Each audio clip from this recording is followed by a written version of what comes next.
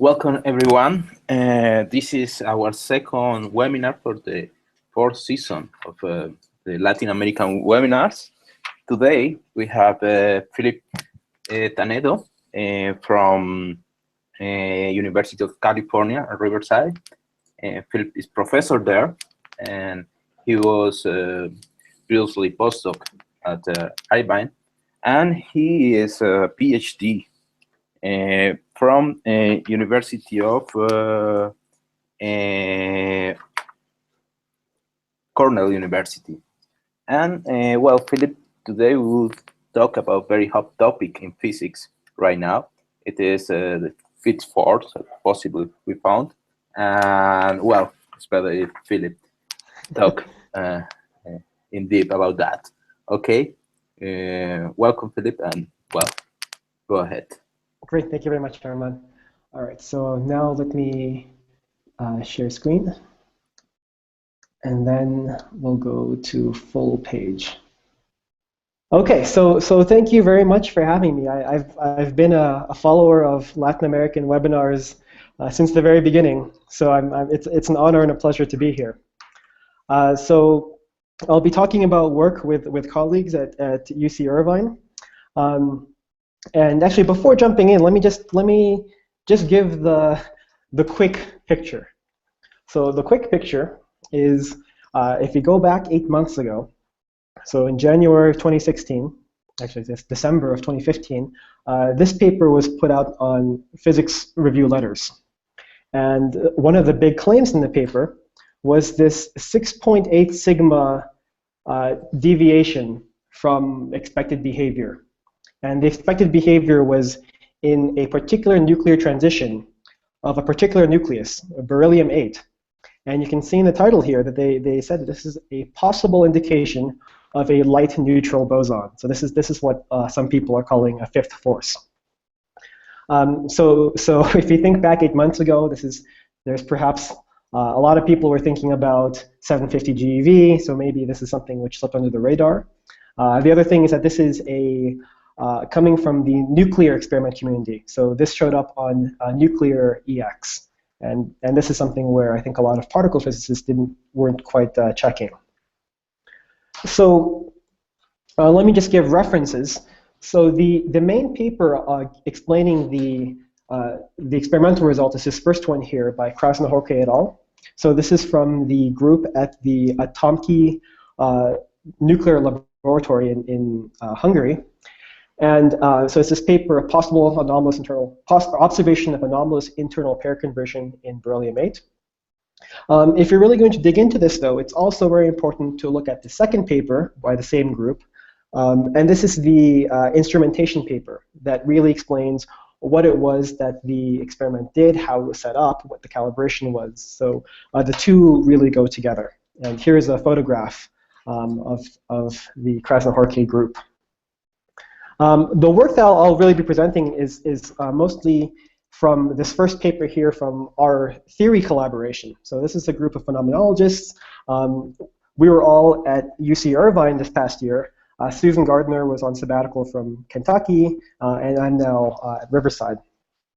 And this upper paper here is the one that really it's a bit hefty. It's 40 pages, but this is the one that I think really summarizes the phenomenological status of the anomaly and how one could begin to play games to build models for it. And then we also give two explicit examples of models that actually work. The second paper here is earlier. This is a PRL where we started talking about the initial phenomenology. So how would you take the experimental result and map it onto a model of particle physics, and then how do you compare that model of particle physics to existing bounds? And so for those with a bit less of a physics background, we also have a science explainer down here at particlebytes.com. So this is more at the level of the general public. And that's just explaining, again, summarizing the anomaly and what's going on. OK, so jumping into the physics, the general principle here is you can use nuclear physics to search for beyond the standard model physics. And this is not a common thing that we think about these days. These days we think about high energy experiments looking for high energy in new physics. But actually, the idea that you could use nuclear physics to look for beyond the standard model is it's old. It's from the late 70s, from very famous people, as you see on the bottom. And there are two really nice features about nuclear physics. So nuclei, just like atoms, have excited states. And we know a lot about these excited states. You can go to these nuclear tables and learn more than you ever knew there was to learn about these nuclear states. But two things in particular are very nice. One is that you can excite nuclei resonantly to an excited state. So from the particle physics language, this is just saying you can produce an excited state on shell. So you can really produce tons of them. And that's great because you can have really high statistics experiments to look for very weak coupling.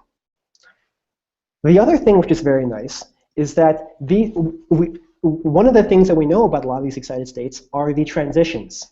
So we know, for example, that the state that we're really excited about is the 18.15 MeV state of Beryllium-8. We know that this thing transitions to the ground state with that splitting energy. And so we know all of the kinematics of a lot of processes that we care about. And this is, again, to be compared to the LHC, where a lot of the hot searches involve missing energy and trying to find ways to go around the particles that you don't see. It's the opposite case here, where you know exactly what the energy transition was.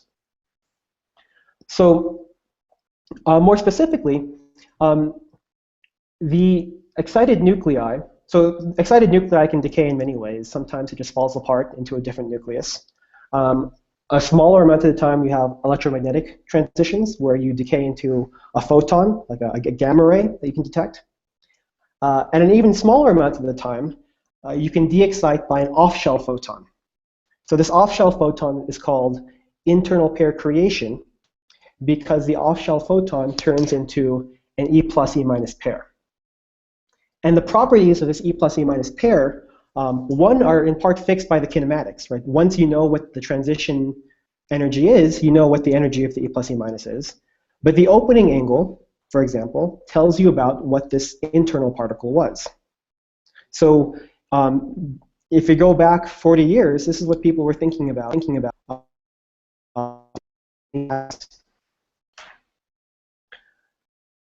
Okay, so let's now focus in on internal pair creation. So this is now a textbook example in advanced quantum mechanics. So if you're going from an excited state to a ground state through an off-shell photon, you can categorize these transitions by parity, so whether they're electric or magnetic, and also by the partial wave, so by orbital angular momentum.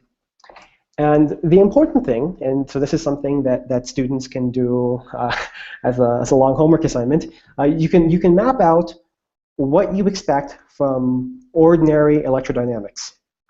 And depending on the particular type of transition, and that depends on the quantum numbers of the nucleus, you get different spectra of opening angles. So this plot here shows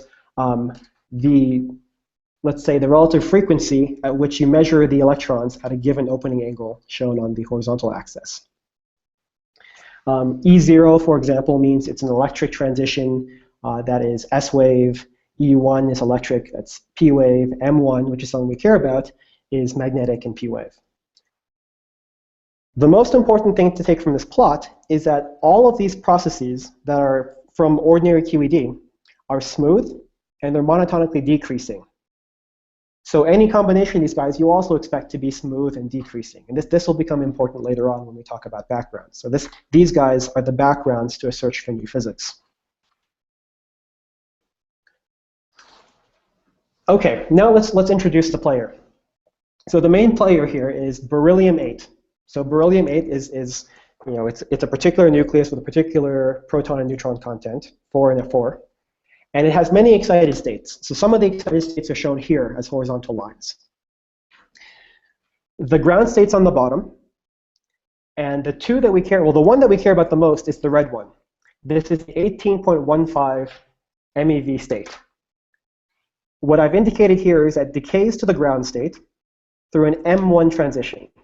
M1 just because the parity and the angular momentum of the state is such that if this thing decays to the ground state, it goes through the M1 multipole, if you want.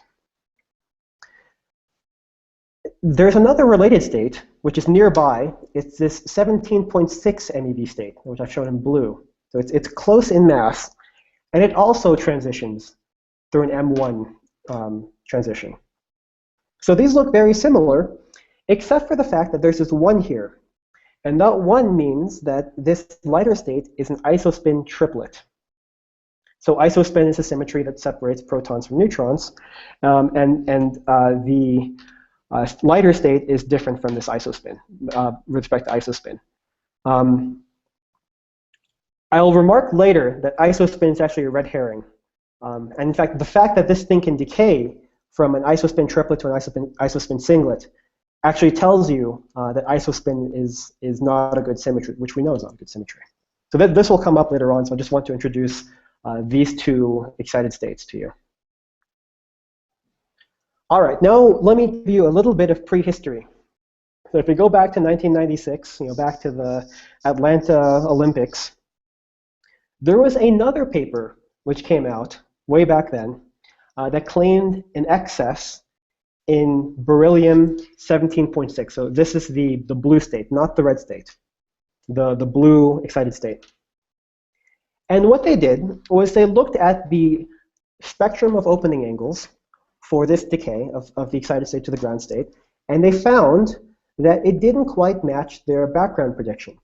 And so on the right panel, you see their signal, their measurements versus the solid lines background. On the bottom panel is their residuals, and it's indeed, the residuals are non-zero. You compare this to the left, where they looked at a similar transition that's E1 in carbon-12, so it's a similar energy, and there the residuals are spot on. So this guy from Frankfurt, Falk de Boer, who's a nuclear experimentalist, said that, oh, this looks like it's really the observation of a new particle. But unlike what I had just told you, this excess here is broad, it's smoothly decreasing, and it behaves like background. This is not a bump. And in fact, one of the results of the Hungarian paper that I mentioned at the beginning is to rule out a new physics interpretation of this 1996 result. And they, in fact, gave an explanation that if you include some of these additional states, some small fraction of those states, you get pollution from other transitions that actually can give you this de Boer excess from 1996. So this is not the anomaly that we're thinking about. Okay, so the old anomaly is gone. Let's talk about the new anomaly. Here is a schematic of how the experiment works. So what they did at the Atomkey lab is they took a chunk of lithium. So as far as we need to know, it's a chunk of lithium-7 nuclei, and they bombarded it with a monoenergetic beam of protons. So if you really control the energy of this proton beam, then you can excite the lithium nuclei into a particular beryllium-8 excited state. If you excite it with more energy, you can access higher excited states. But because this is a resonance, you can really get a lot of statistics for producing lots of these particular excited states. Then you let these excited states decay. So the proposal is, in addition to the ordinary decay through a photon, an off-shell photon, some of the time, this thing can decay into a new particle X. So here, the excited state goes into the ground state, and a new particle X, which eventually decays into electron and positron. So unlike internal pair creation in ordinary electrodynamics, this is an on-shell massive particle going into E plus E minus. And so the effect of that shows up in the kinematics of the E plus E minus. So here they have this, what I've shown here is this, in the transverse plane, they have a spectrometer, which they use to measure the energy and the angle of the E plus E minus pair. So this is all you need to know about the experimental setup. And here is what they see. So again, this is now my favorite plot of, on the x-axis is the opening angle between the E plus and the E minus. The y-axis is the distribution of frequency, if you want. The black lines are background, and the different colored crosses are data. And the colors correspond to different energies at which you're hitting the lithium with a proton. So if I hit the lithium with a high energy proton, then I'm producing higher excited states. If I hit it with a lower energy proton, then I'm producing lower excited states of beryllium-8. And what you see here is that there's a bump around 140 degrees only for a certain range of energies. And the interpretation here is that this bump appears to be coming from a new particle. So this is the kind of our particle physics brain. Every time you see a bump, you think it's a new particle. But the bump goes away when you excite at different energies. So there's something about the particular 18.15 MeV state that is accessing the new particle that you cannot access for other excitation energies. So it's really the particular 18.15 MeV state which is giving you the new particle. So this is the part where you start getting a bit excited. There's actually two measurements, but these are very correlated. Let's start on the right. The right is the same measurements but mapped onto invariant mass. So going from opening angle to invariant mass is a nice exercise in special relativity. But what you see here is something which looks like a bump right around 16.6 MeV. And here they've simulated signal and background for us. On the left is really the same data, but from the opening angle point of view. And you see that the black lines, the black dots are the data we care about. And the different colors are different ansatzes for a new particle mass. And you see that 16.6 seems to fit relatively well with the data. So the proposal then is that this could be a new particle with a mass around 17 MeV. So let's think about sanity checks. Okay, so the first most important thing is that this thing is a bump. Right? These distributions show a bump as something which goes up and goes back down. And the point that I had earlier was that the backgrounds for this process coming from ordinary QED are all monotonically decreasing. So at least at that level, there's no way for the ordinary background to give you a bump. The other thing is that the opening angle and the invariant mass agree. So as I said, this is not, these are actually correlated observables, but this tells you that this is a cross-check that this is not, for example, some systematic effect from cosmic rays or something strange like that. The third point to remind ourselves is that this bump disappears off resonance. And that's just, again, reminding us of this statement that you only get the bump when you're tickling the beryllium excitation, the beryllium nucleus, at exactly the 18.15 MeV state. This special excited state is the one which is producing decays that can go into this purported new particle. And the bump goes away if you look for different excited states. Okay, fourth, the bump disappears for asymmetric energies. So let me explain what that means. So let's look at this left plot in this slide.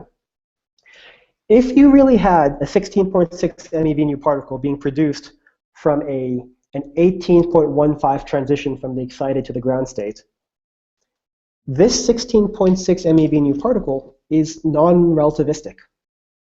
The rest frame of that particle is basically the lab frame. So the opening angles are large, which we see here, 140 is large. And in fact, I should note that one of the new things about the Hungarian experiments is that they could go to very large opening angles. Previous experiments couldn't do this.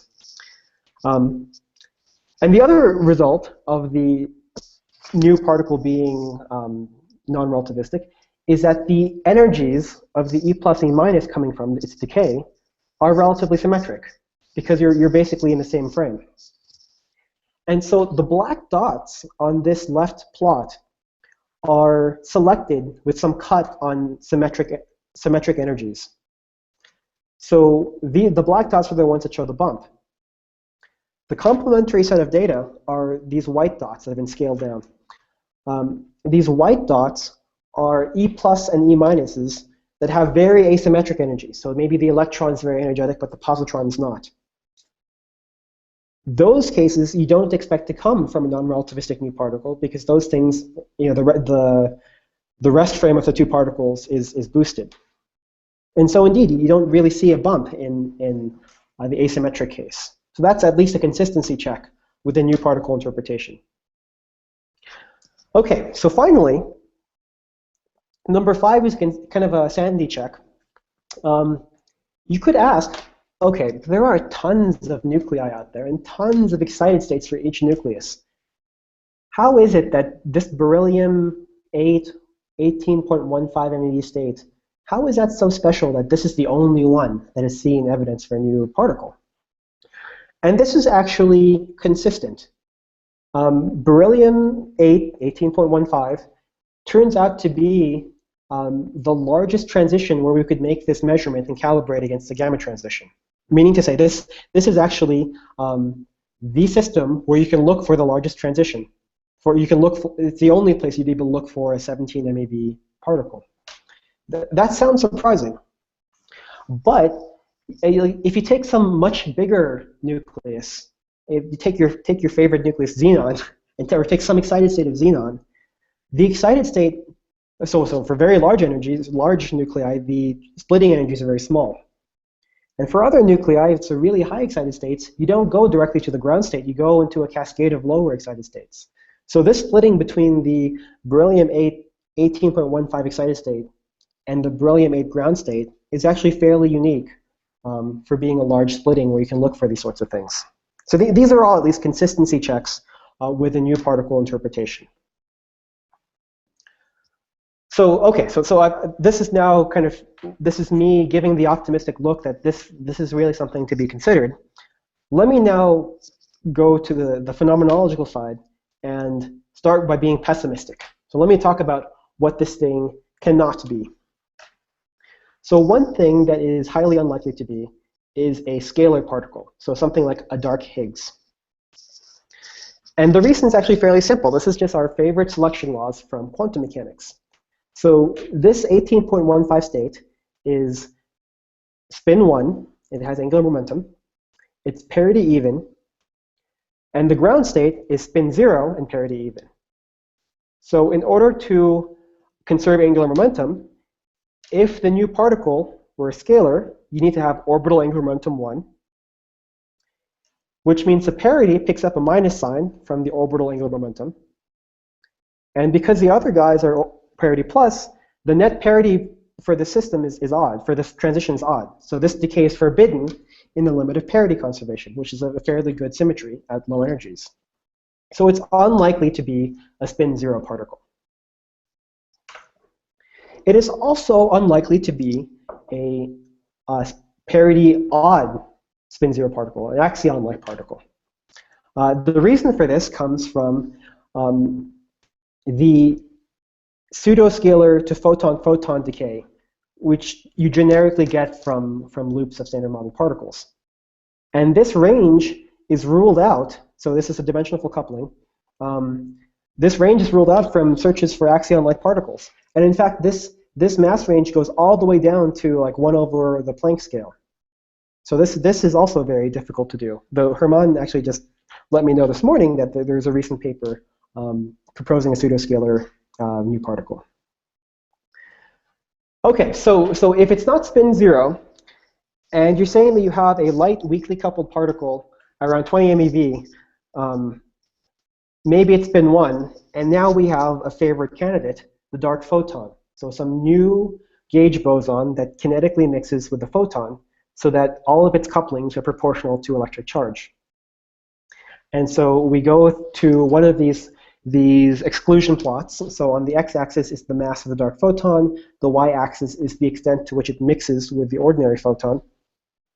And the first thing that you see is that the ballpark range that would explain the beryllium anomaly is ruled out. And it's very ruled out, right? So this red region is an exclusion from this NA48/2 experiment. This is the one which is most ruling it out. And what this thing does is it looks at decays of neutral pions into a photon and a dark photon, or this X spin 1 particle. And that decay is the thing which is really throttling us. So the first result that we have is that this thing is not a dark photon. This is not the nice, theoretically very well motivated, easy to construct new physics that you would expect. And in fact, it's also not a dark Z because at this mass range, you have a lot of tension with atomic parity violation experiments. So now things are looking a little bit grim. And you need a handle for how do you attack this problem. So the path that we took was to do gross violence to the theory. So let's take a phenomenological model, which means it's not a model at all, not a model of particle physics, but just take a spin 1 particle and give it arbitrary couplings to the different types of standard model fermions. So it couples to the up quark with some strength, it couples to the down quark with some independent strength, and the electron with some independent strength. And then let me see if even if I break the theory and give it that much wiggle room, can I explain the anomaly? So at this point, you should worry. You should say, okay, that's a nice game to play, but this is not a model. And I would agree. The moment that you do this, you generically run into a lot of trouble with the internal consistency of the theory. So this is anomaly cancellation. So that's something which I'll comment on later, but at least to diagnose the experimental result, let us use this phenomenological model and see what kind of couplings you would need and see where that takes us. All right, so the big problem is this decay. Pions going to a photon and a dark photon, or this X boson. Right, so we know that pions normally go to gamma gamma, but if you have another dark photon-like state, you can go into gamma X. And the trick to avoid pion decays, to avoid pi to X gamma, is to pick the charges of the up quark and the down quark, so QU prime and QD prime, with the charges with respect to the X force, such that this triangle diagram cancels. And that's actually fairly easy to do. You know that this diagram is proportional to this product of quark couplings. And so since the pion is the antisymmetric combination of UU bar and DD bar, it's a superposition, as long as the two superimposed pieces cancel, so that's this equation here, then you avoid this bound. And then you get that the charge of the down quark is minus twice the charge of the up quark with respect to the new force.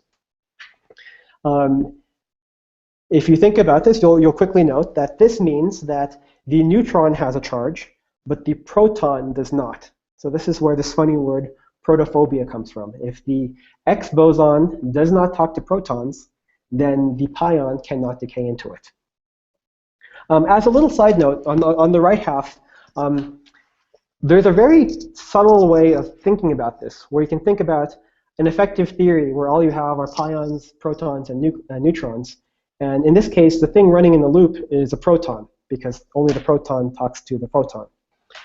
And then it's quote-unquote obvious that if the X doesn't talk to the proton, then there's no particle in the loop that can give you this diagram. This is actually a very subtle thing to say, even though this is how Jack Steinberger actually calculated pi to gamma gamma in the 60s. But there's a fantastic discussion of this in Howard Georgi's book. So yeah, it's a cute argument, but it comes with a lot of caveats. Okay, so now let's take this limit. Now we have a trick. As long as we're willing to do gross violence to the charges of the theory, so as long as we're willing to accept this and accept this protophobic limit, maybe we have a chance. So let's go to phenomenology. Now we need to know how big the couplings have to be. So to diagnose this, we need to know what's the rate at which we're actually producing this X boson. And a very convenient way to report what the rate is to take this ratio. So the rate at which the excited beryllium goes into the ground state plus a new particle, divided by the rate at which the excited beryllium goes into the ground state and an ordinary on-shell photon. There's a reason why this is a nice ratio to take. And the reason is that what you end up with here is an expression which depends on the couplings and momenta, but not any nuclear matrix elements. And the fact that that happened is not a surprise. So because the X and the photon are very similar, they have the same parity, they have the same spin, you can go into an effective field theory of nuclear states. So you treat the excited beryllium and the ground state beryllium as fundamental particles, and you can use parity and Lorentz invariance to write down an effective operator to mediate this decay, and it's the same effective operator. And so when you take the ratio of these branching ratios, these nuclear matrix elements will cancel, the beryllium matrix elements, and we'll show that in the next slide. The result is that this production rate goes like the proton plus the electron charge squared.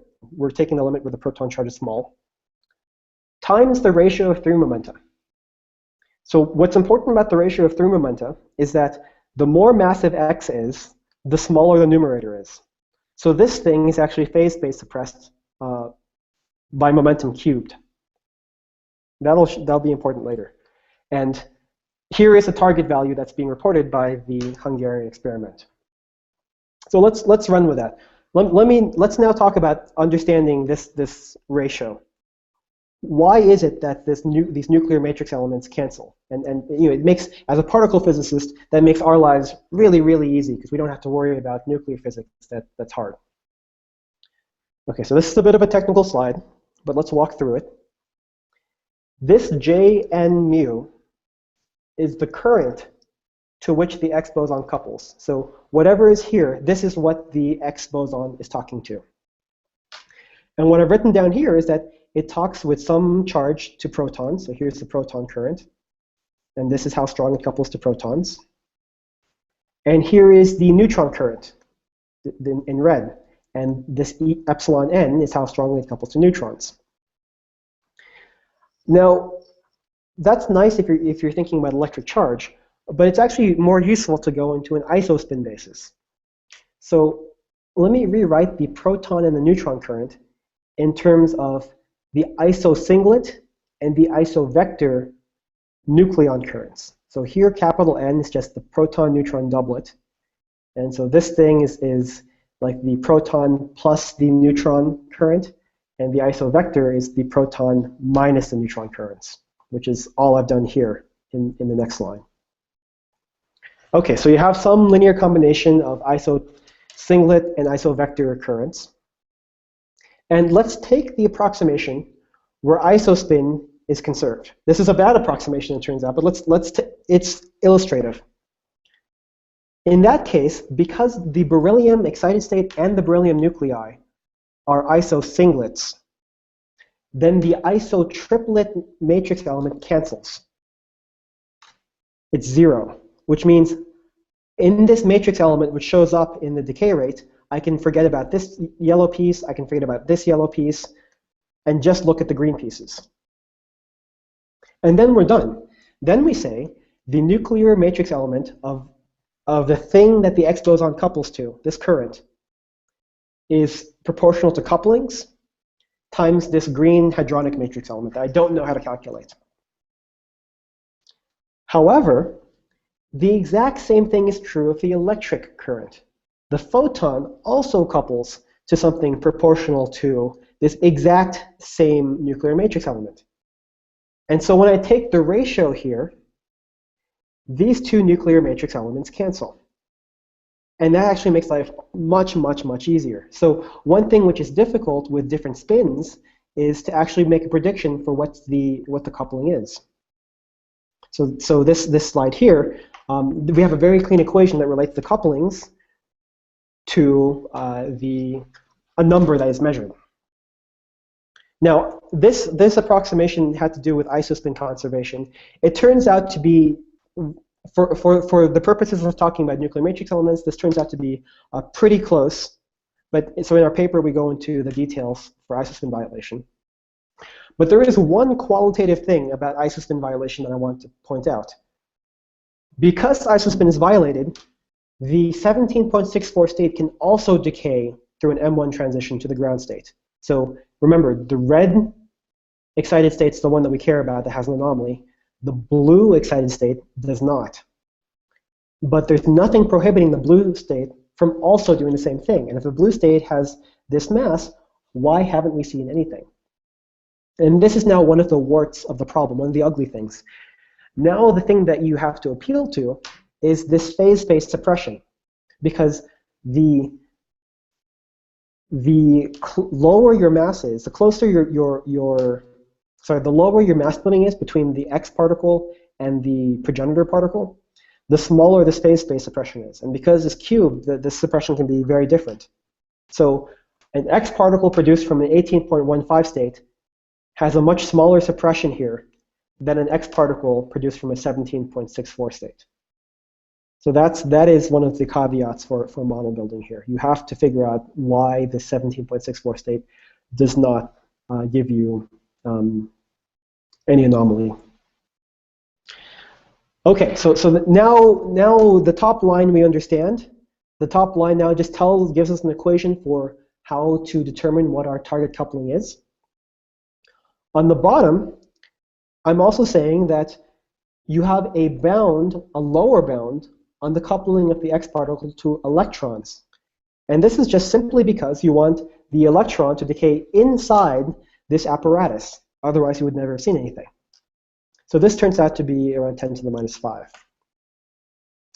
All right, so now let's look at what this target space looks like. So these are kind of involved plots. The x-axis is the proton coupling. So here is 0. This is the protophobic limit. And the y-axis is the coupling to neutrons. So these are two independent parameters in our phenomenological model. The different colors correspond to decay production rates. So this is this nice normalized rate at which you produce the X boson divided by rate at which you produce gammas. And the most important thing is that the dashed black lines here corresponding to 5.8 times 10 to the minus 6, the dashed black lines are your best fit. Okay. The bounds from pion decay, Na48, are this white shaded band. So you have to live inside the white shaded band in order to avoid pion decay bounds. And this black vertical line is what happens when you have a protophobic H boson. And here you see that there's a region right there where the protophobic limit intersects with the best fit. The dark photon, which would have been certainly my favorite choice for a new particle, intersects at the contour in the bottom left, but this thing is very far away from the bounds from Na48. So this thing is very much ruled out by pion decay. So this is now the parameter space for the production coupling, so the quark couplings of the new boson. So it has to live around here. It has to have a coupling to neutrons around 10 to the minus 3, and a coupling to protons, which is really small. Or sorry, 10 to the minus 2. Okay. What about the coupling to leptons? So the y-axis here is a coupling to electrons, and we already said that there's a lower bound coming from the decay length of the new particle. It has to decay inside the detector. There's also an upper bound, as you would expect, coming from experiments like Chloe 2, which are E plus E minus collisions going to a photon and an X boson. And these things, you tag on the photon, and you can even just look for missing energy or whatever the X goes into. There's also another lower bound coming from beam dump experiments. So beam dump experiments are where you have a particle beam that hits a target, say a thick lead target. And if you have new weakly coupled particles like a dark photon, those can propagate through the lead and can be detected on the other side of the dump. The only way to avoid these bounds, like this here, for example, E141, is if you force the X boson to decay inside the dump. So that gives you a lower bound on the coupling. So now this white space here is where you can afford to live. The x-axis is neutrino coupling. So here are bounds on the diagonal coming from neutrino-electron scattering. And you could say, oh, wait a second, we never needed neutrino couplings. In fact, neutrino couplings are very problematic because the X boson can decay into neutrinos then. But the point is, in the back of my mind, I'm thinking at this point even, that the new particle, if it couples to electrons in a vector-like way, it almost certainly couples to neutrinos. So I need to worry about what my underlying theory would predict a neutrino coupling to be once I have a consistent theory. So this is important to also plot. And so you end up with some target region of up quark and down quark couplings, or equivalently neutron and proton couplings, and electron and neutrino couplings. So now you have a phenomenological target that appears to avoid constraints, and the game is, can you produce a reasonable theory that is at least mathematically consistent that can realize this parameter space? And so this is the question of EV completions. So we have a couple of these in our paper. I'm not going to go into the details, but let me just give you the general idea. You might worry that this idea of a protophobic coupling is very arbitrary, but in fact it's not. And you can get the protophobic couplings to quarks automatically if you couple to electric charge minus baryon number. So for example, you can gauge baryon number and then kinetically mix with electromagnetism, which is what the photon does, the dark photon does. And if the kinetic mixing is large, and if it's tuned to the right value, you can get exactly protophobic interactions with quarks. Turns out, though, one of the problems with this is that the electron coupling ends up being a little bit too big. A bigger problem is that the baryon number is an anomalous symmetry, which means you have to give it some additional matter content to make this theory mathematically consistent. And so all I'll say at this point is that there exist models that you can kind of take off the shelf, garden variety models, where there are UV completions with additional fermions that have not yet been ruled out. Okay, so maybe anomalies are something that you want to focus on. Then a simple way to extend this in an anomaly-free way is to not mix with baryon number, but baryon minus lepton number. So B minus L is anomaly-free. And this also realizes protophobic couplings to quarks because all you're doing is changing the couplings to leptons. So that looks really great. But now you get the opposite problem, because now the charge of the electron is canceling between this Q and L. So here you have Q plus L, and the electric charge and the lepton charge of the electron are opposite. So now you kind of have to play with things to make the electron coupling a little bit too big. So maybe this Q minus B minus L, maybe there's a small factor here, or 1.1 or 0.9. The bigger problem is that lepton number talks to neutrinos as well as electrons. And now this forces you back to having neutrino couplings. And those tend to be very constrained. And you end up having to do additional model building, so attaching separate modules of new physics to cancel those couplings. Let me just add as an open question, a third possibility that I actually been really curious about is to have an axial vector. So an axial vector would, the operator structure would be completely different, but the axial vector automatically avoids pion downs. So remember, this whole shtick about protophobia was because we wanted to avoid pion downs. If you had a spin plus 1 plus particle, you don't have any pion downs because the pion won't go into a 1 plus and a 1 minus. The problem, though, is that the axial vector, we don't know what the matrix elements are. We can't play this game anymore. And so it's unclear how to write down what the target couplings ought to be. Okay, so you can look at our recent paper for details about these models, but this is really qualitatively what the game was. And I noticed that today in the archive there are actually 2 new papers for model building for this anomaly.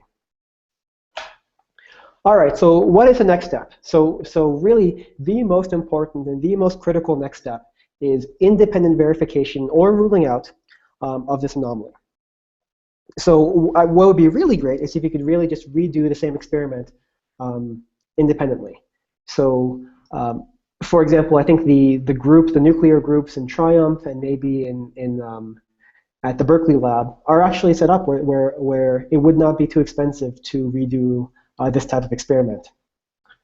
There are also complementary types of experiments that you can look for that are typically looking for dark photons. So here I'm plotting the dark photon plane. So x again is the mass of the dark photon or new particle, and y is the kinetic mixing, which in our language is effectively the coupling to electrons. This solid black band here is the target region for beryllium. So it's around 17 MeV, and it has this range of couplings to electrons. And here, all of the colored regions are future experiments that will probe this region. And I'd just like to focus on two. One is the mu-3 experiment, which is a flavor experiment. And at the end of phase 2, which begins in 2018, you should really be able to completely rule out this region. The other experiment that I want to point out is LHCb. And so there was a proposal earlier this year to use LHCb to look for dark photons through D-meson decays. And so this is a search that will happen during run 3, and that's happening in 2021 to 2023. But LHCb really can probe this entire swath of dark photon parameter space, which is actually very interesting, independent of beryllium. So that's the path forward. That's what the immediate future looks like. Let me now just mention that. So popping back out a bit, maybe the broader lesson is that there could still be new physics hiding at low masses and at very weak couplings. And what I presented here is an anomaly in Beryllium-8. But there actually are several anomalies right around that same ballpark. The most famous of which is the mu1G-2, the anomalous magnetic moment. And in fact, a protophobic gauge boson in this mass range might even be able to help. I don't think it can explain it by itself, but I think it might be able to help. There's the proton radius problem, which has also been of recent interest because of recent deuterium results. And people have thought about this as something which could be identified with an MeV scale force, but okay, models are difficult.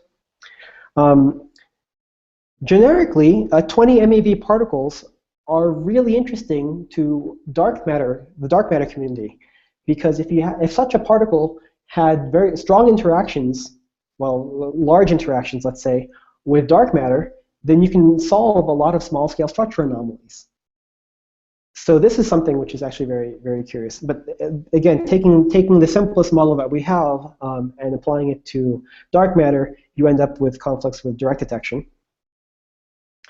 And finally, there's also this little-known KTEV anomaly, where you look at neutral pion decays into E plus E minus. And my colleagues recently have been thinking about this. And it turns out if you had an axial vector of just the same, roughly the same ballpark mass and roughly the same ballpark couplings, you could explain this KTEV anomaly. So again, maybe all these anomalies are nothing. Maybe these all come from some systematic effects. But maybe one of these things stick. Maybe a few of them stick. And it's actually interesting just to know where the limits of our exclusions go, and that there's a ballpark where you really could have new exciting physics, and it can interact with the standard model of dark matter in novel ways. So with that, thank you very much for your time and attention. As a summary, there is an anomaly in Beryllium-8 in the 18.15 MeV state. Its high statistical significance, 6.8 statistical sigma. It's a bump, and the fact that it's a bump, so it's in the angular spectrum that it goes up and down, makes it difficult to explain through conventional backgrounds. But what we've seen is that the types of couplings that you need to explain this while avoiding current bounds require that the model is actually a lot more exotic than a dark photon. So this is not the type of new physics at the scale that you would have expected to see. So UV model building a UV model is a challenge. I've also mentioned a few other anomalies in the ballpark. Not necessarily to say that you can connect these, but at least to say that there's a broader thing to appreciate, that at low energies and weak coupling, there could still be surprises for us to go beyond the standard model. And finally, and really most importantly, the next step, the way forward, is experimental cross-verification. So thank you very much for your time. Okay, thank you very much, Philip. It was very interesting, very illuminated webinar on this hot topic. It was, well, at least for me, it was very clarifying. Well, now we are going to the questions. Let me remind to people that we have this hashtag, and you can put questions on Twitter or on Facebook, lawphysics. And well, let's start with people here on the table. Any of you guys, Roberto or Nicolas, has questions for Philip? Yeah, I have a question that is not in the list, but just to take advantage. So one of the was very nice the talk, in fact. Thank you. Is it possible that this X boson interpretation is basically could be a kind of nuclear resonance? I mean, a new kind of pion-like state, or yeah, maybe a composite state just behave like in this weird way, protophobic way. I don't know. Yeah. This would be very difficult. So I'm not a nuclear expert. One of our collaborators, Susan Gardner, actually is. But just off the top of my head, I would say, the pions are the lightest hadronic states that we have around, and for good reason. Right? There's a symmetry reason why the pions are light. And to say that maybe there could be some hadronic state at the 10 MeV scale, it seems a little bit strange to me. And you could say maybe it's not actual QCD. Maybe you have something like a pseudo Goldstone Higgs or something like that. Then I go back to the argument that if it's a dark Higgs or if it's an axion-like particle, spin and parity just tell me that it's very difficult to make it work. Right? There are other bounds on new particles of that with those properties.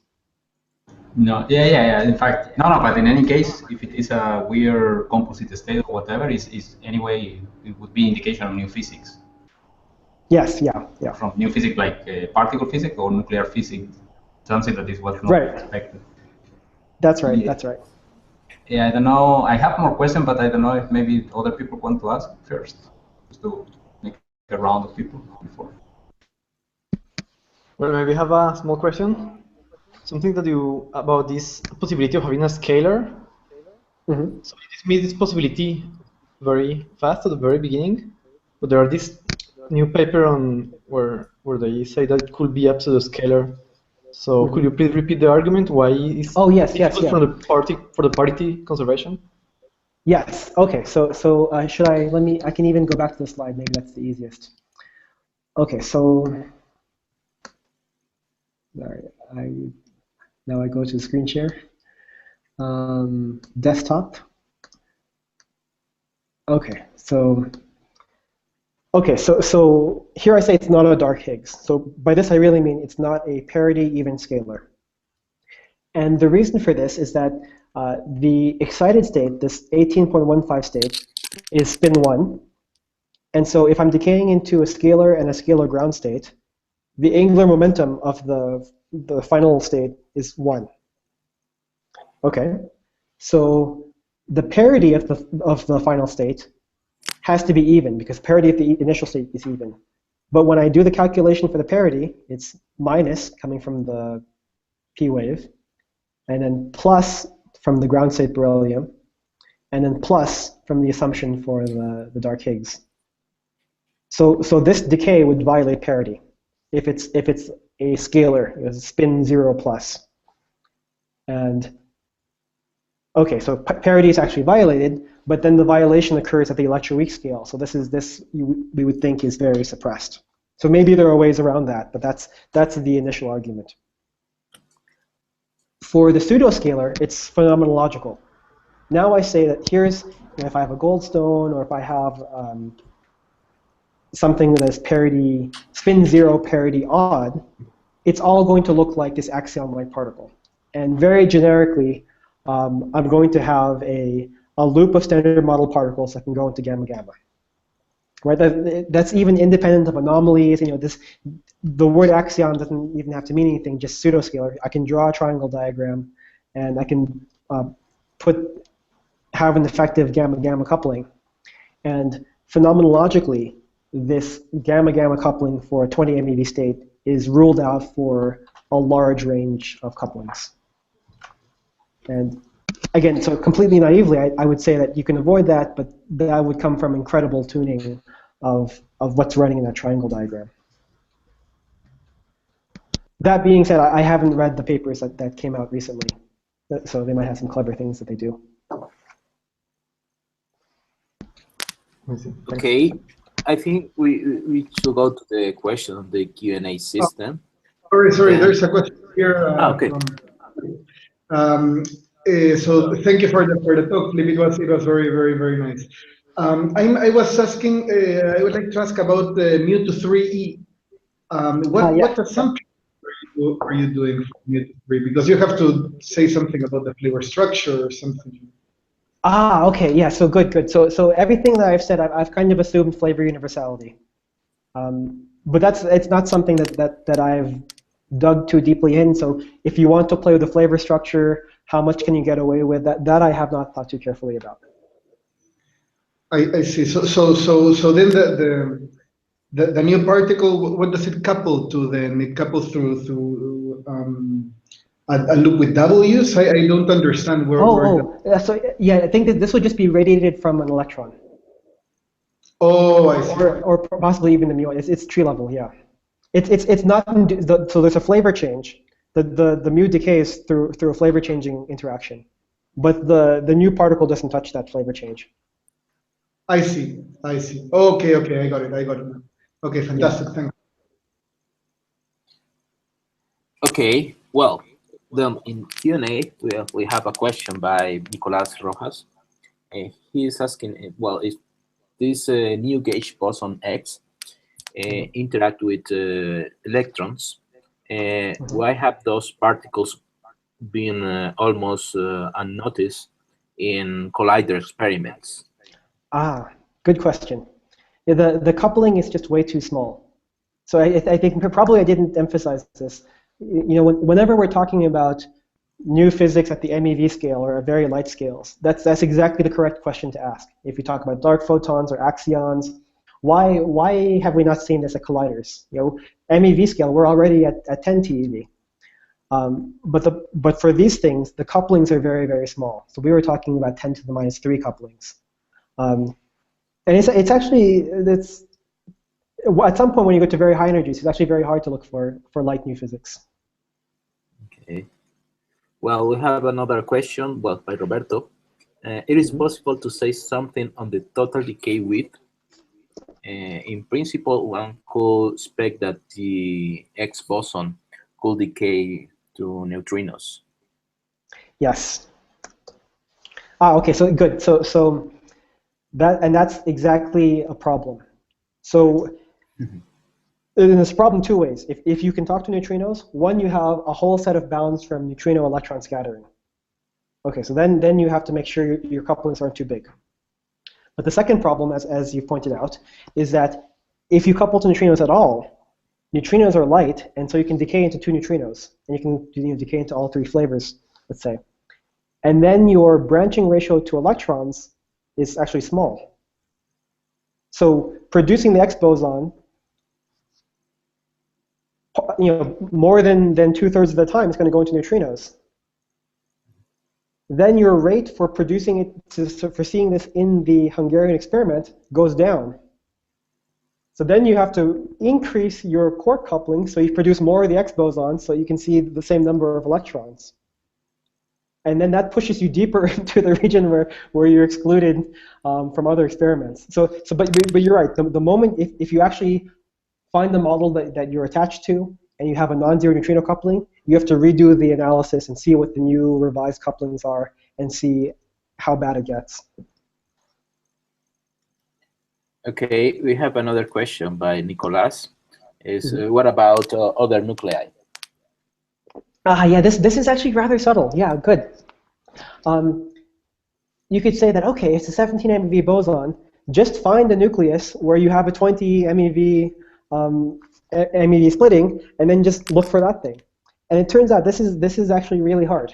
So we know of some nuclei, like I think helium-4, where you have that splitting. But for that case, you don't have the gamma transition to normalize. So so for the examples where we have a large transition, experimentally it's just hard to make a meaningful quantification because you can't normalize the rate. Then you can say, well, let me just take a big nucleus. Those must have high energy. But it's the opposite, right? If you take xenon, the energy splittings are very small. Yeah. So it's actually, maybe it's frustrating that Beryllium-8 is actually special in this respect. Okay, another question by Roberto So is... can I ask something okay. about Nicolas. the same? Yeah, so you mentioned this helium-4, I think.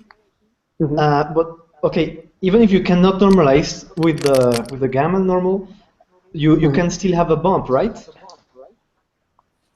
I guess that's, yeah, in principle that is true. So I'm not sure if there have been experiments looking at this. So yeah, I'm also not sure how easy it is to, lithium at least is actually a chunk of solid material that you hit with a proton of a beam. I'm also not sure how you would do this for helium. So that's outside of my expertise. Probably has to be ultra cold and then, but yes, in principle, yes. Okay, the other question by Roberto is if there is any other experiment that is able to cross-check this MEV mediator hypothesis. Mm-hmm. Right now, this instant, I think not. The two that I gave at the end of the talk, so mu-to-3e and LHCb, are I think that the two that are soonest to have a complementary bound. And to the best of my knowledge, I don't think there are other people who are redoing the experiment. But in principle, it's doable. It's not a difficult or an expensive experiment. And so, again, this is being completely naive as a theorist. Perhaps Triumph or Berkeley Lab would be able to do this. Okay. Well, we have another question by Lewis Tunstall. Is it understood what happened to the 13.45 MeV bump previously reported by the same collaboration in 2012? Oh, okay. So these are things I'm less familiar. So yeah. So this may be a sociological question. So the bump that we are looking at is the bump that was published in PRL, and I think the statement is that there were bumps in conference proceedings that never made it to a published paper. Okay. So that will, yeah. So I don't know what happened to them, but our approach was go with what's in the peer review journal. Okay. Well, we have one final question by Roberto. It is possible to observe this anomaly in other beryllium isotopes or isobarium? I don't think so. I don't think you would have the same transition available. So that's an exercise that one can do. You can go. They have these public nuclear tables where you can look. You can just click on several boxes and see, okay, what's the biggest mass splitting, energy splitting that you have there, and it's hard to find one that's above 17 MeV. Yeah. Okay. Well, I have a very general question. It's well, more in this sociological framework. Well, it's the first day that I learned all this, but it seems it's very tricky to come out with some model to explain this anomaly. This is you do something, then you uncover some other part. Normally, what happened, at least we see this in this recent excess in LHC, is that, well, maybe it's something experimental that we don't know is happening there. Yeah. So maybe the best thing to do is wait to see this anomaly in other place, or, well, from the theoretical point of view, well, I think, well, we came up with very, very sophisticated modeling about this, but maybe to test the reality of this excess will be, I don't know, what's your opinion on that? Yeah, I'm afraid to say, to give opinions on a recorded broadcast. But I think, yeah, the facts that you say are absolutely right. I mean, so there's a 6.8 sigma number, but that 6.8 sigma number is statistical. So that means I would not believe at all that this thing is some statistical fluke. But it absolutely could be a systematic error or something that we didn't know. And you can go down the list of the Fermi 130 GeV line. There, the even 750 G. There are things which went away, and that's life. I think doing the groundwork and seeing how could an anomaly fit is meaningful. But you're right. At some point, you ask, am I going to build? How many epicycles of a model do you want to build to say, okay, this is now can fit? But okay. Theory time is unfortunately cheap. So yeah. Okay. Well, do we have more questions here on the table? Yes, I have one question more. Okay. Go ahead, Yeah, Roberto. I was wondering the axial vector case. If yes. I mean, in the sense, okay, for the vector case, it's easy because the nuclear form factor disappears, so it's easier to make information. But in the actual case, it's not possible to even to try to put an upper bound I mean, cannot be the nuclear structure factor to be so uncertain that do not have any kind of idea in order of magnitude or something like that. No? So there are a couple of things. So for the nuclear matrix element, I sway between I really have no idea, and you can do the 0th order estimate, and how meaningful is that? And I think the few nuclear theorists I've talked to are very, they wouldn't want to really pin down to some reasonable range of numbers, even order 1. The other thing which is kind of interesting about the axial case is that the operator, so you're right, so the matrix elements, you don't know, but suppose you could know. The other thing is from the effective theory point of view, there are 2 operators.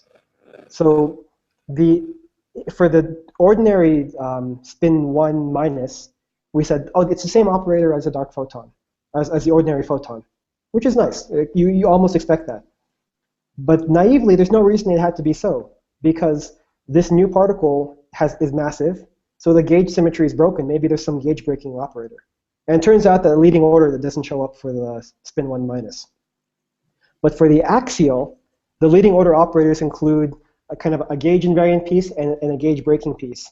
And these 2, in principle, could have separate coefficients, and could they cancel each other? There's a lot of interesting things. They have different momentum dependence. There's some interesting things there. And if you could tell me with certainty what the matrix element was right now, that's what I'm going to go home and work on.